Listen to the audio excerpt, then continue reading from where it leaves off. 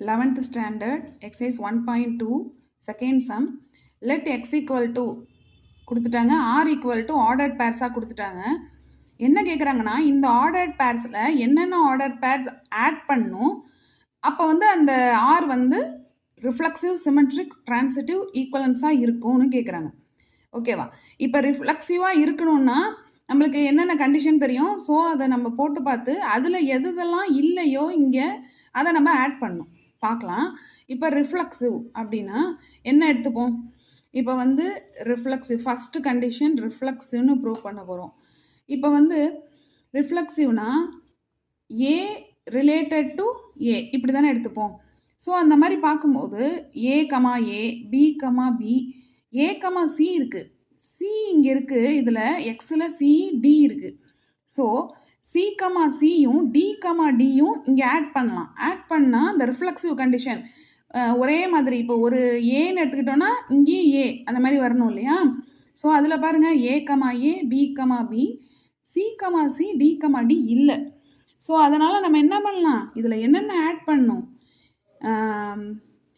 C comma C, அப்புறம் இன்னொன்று D comma D, இது ரெண்டும் இதில் ஆட் பண்ணும் இல்லையா? should be added. Next symmetric பார்க்கலாமா? இப்போ பாருங்கள், இங்கே கொடுத்துருக்கிறதுலேருந்தே பாருங்கள், a comma a, b comma b, a comma c இருக்குது. ஸோ சிமெட்ரிக்னா இன்னொன்று எடுத்துப்போம் இல்லையா? ஏ மட்டும் இங்கே எடுத்துக்கிட்டோம், இங்கே ஏவோடு சேர்த்து இன்னொன்று எடுத்துப்போம். அப்போ ஏ கமா சி தான் இந்த ஆர் ரிலேஷனில் இங்கே இருக்குது. ஓகே, ஏ கமா சி நீங்கள் எடுத்துக்கிட்டிங்கன்னா இப்போ ஏ ரிலேட்டட் டு சின்னு எடுத்துப்பீங்கன்னு வச்சுக்கோங்க. இப்போ இது என்ன இம்ப்ளைஸ் பண்ணணும்?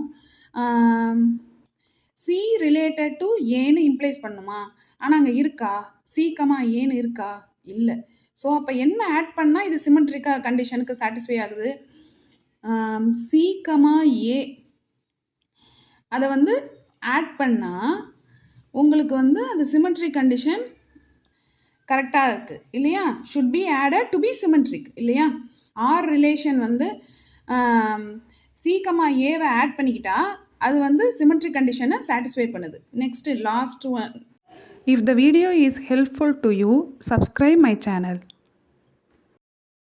இப்போ டிரான்சிட்டிவ்க்கு பார்த்தீங்கன்னா ஏ கமா ஏ, அதோட ஏ அப்படிங்கிறது கம்பைன் ஆகி வர்றது இந்த ஆரில் பார்த்தீங்கன்னா ரிலேஷனில் ஏ கமா சின்னு இருக்குது. பி கமா பிக்கு ஏதாவது வருதா?